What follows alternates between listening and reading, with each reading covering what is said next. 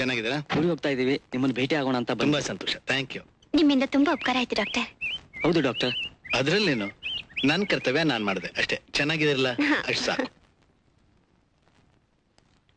ಮನಸ್ಸಿನ ಆಳ, ಆಯಾಮ, ಗಾತ್ರ, ವಿಸ್ತೀರ್ಣ ಎಲ್ಲಿದೆ, ಹೇಗಿದೆ ಅಂತ ಹೇಳೋದು ಕಷ್ಟ. So I find this particular case a very interesting pointer to this mystery. Doctor Dikshit, Usha ಈ ರೀತಿ ಅಮಾನುಷವಾಗಿ ವರ್ತಿಸ್ಬೇಕಾದ್ರೆ ಅವಳು ಪೂರ್ತಿ ಹುಚ್ಚಿ ಆಗಿರ್ಬೇಕು ಅಥವಾ ಅವಳ ಮನಸ್ಸಿನ ಹತೋಟಿ ಪೂರ್ತಿ ತಪ್ಪೋಗಿರ್ಬೇಕು ಅನ್ಸುತ್ತೆ. As a matter of fact, after 25 years of psychiatric practice, I find this a most unusual case. It shook me up when I learned that she had killed her own baby. Doctor, ಈ ತರ ಕೇಸ್ನ ಯಾವ ರೀತಿ consider ಮಾಡ್ತೀರಿ? Do you think Usha will be considered a murderer for this infanticide? No, certainly not. You see, ಉಷಾಳಂತಹ ಒಬ್ಬ ಸುಶಿಕ್ಷಿತ ಹೆಣ್ಮಗಳು ತನ್ನ ಕರುಳ ಕುಡಿಯನ್ನೇ ತಾನು ಕೈಯಾರೆ ಕೊಂದು ಹಾಕುವವರೆಗೆ ಹೋಗಬೇಕಾದ್ರೆ ಅವಳನ್ನ ಈ ಮನಸ್ಥಿತಿಗೆ ದೂಡಿದಂತಹ ಸಮಾಜದ ಬಗ್ಗೆ ನಾವು ಕೂಲಂಕಷವಾಗಿ ಯೋಚನೆ ಮಾಡಬೇಕಾಗುತ್ತೆ. ಅಂದ್ರೆ ಅವಳಿಗೆ ಏನ್ ಪ್ರಾಬ್ಲಮ್ಸ್ ಇತ್ತು ಡಾಕ್ಟರ್? ಬಡತನ, ಶೋಷಣೆ, ವರದಕ್ಷಿಣೆಯ ಪಿಡುಗು, ಜಾತಿ ಭೇದ, ಮತೀಯ ಭೇದ ಇವೆಲ್ಲವನ್ನ ಅವಳು ಅನುಭವಿಸಬೇಕಾಯ್ತು. ಅಮಾನುಷ ದೌರ್ಜನ್ಯಗಳಿಂದಾಗಿ ತನ್ನ ಮಾನಸಿಕ ಸಮತೋಲನವನ್ನೇ ಕಳೆದುಕೊಂಡು ಅವಳ ಮಗುವಿನ ಕೊಲೆ ನಮ್ಮ ಈ ವ್ಯವಸ್ಥೆಯ ಮೇಲೆ ತೋರಿದ ಒಂದು ಪ್ರತಿಭಟನೆ ಅಂತ ಹೇಳಬಹುದು.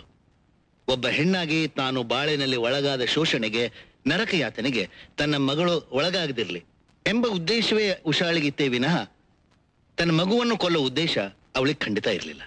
ಓ, it means it is serious doctor. It shows lot of dimensions. Yes, it has. And we have to study them seriously. ನಾವು ಮನೋವೈಜ್ಞಾನಿಕರಾಗಿ ಈ ವ್ಯವಸ್ಥೆಯನ್ನ ಸರಿಪಡಿಸದೆ ಹೋದ್ರೆ ನಾಳೆ ಉಷಾಳಂತಹ ನೂರಾರು ಹೆಣ್ಣುಮಕ್ಕಳು ಅದಕ್ಕೆ ಬಲಿಯಾಗೋದ್ರಲ್ಲಿ ಸಂದೇಹ ಇಲ್ಲ. ಈಗ ಉಷಾ ಹೇಗಿದ್ದಾಳೆ doctor? Now she is completely cured, I'm glad to say.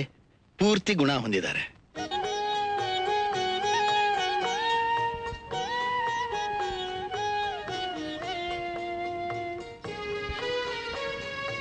Francis ರವರ ಸೇವಕ್ ಸಂಸ್ಥೆಯಲ್ಲಿ ಉಷಾಳಿಗೆ ದೊರೆತ ನೆಮ್ಮದಿ ಮತ್ತು ಸಂತೋಷ ಬೇರೆಲ್ಲೂ ಸುಲಭವಾಗಿ ಸಿಗಲು ಸಾಧ್ಯವಿಲ್ಲವೆಂದು ವಿಕಾಸನಿಗೆ ಮನವರಿಕೆಯಾಯಿತು.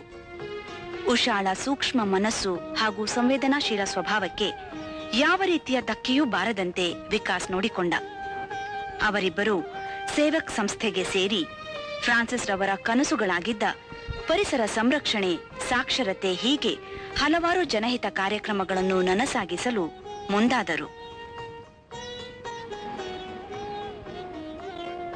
2 ವರ್ಷಗಳ ನಂತರ ವಿಕಾಸ್ ಮತ್ತು ಉಷಾರ ಮತ್ತೊಂದು ಮಗುವಿನ ಜನನವಾಯಿತು. ತಮ್ಮ ಆತ್ಮೀಯ ಫ್ರಾನ್ಸಿಸ್ ರವರ ಸ್ಮರಣಾರ್ಥವಾಗಿ ಆ ಮಗುವಿಗೆ ಫ್ರಾನ್ಸಿಸ್ ಎಂದೇ ನಾಮಕರಣ ಮಾಡಿದರು.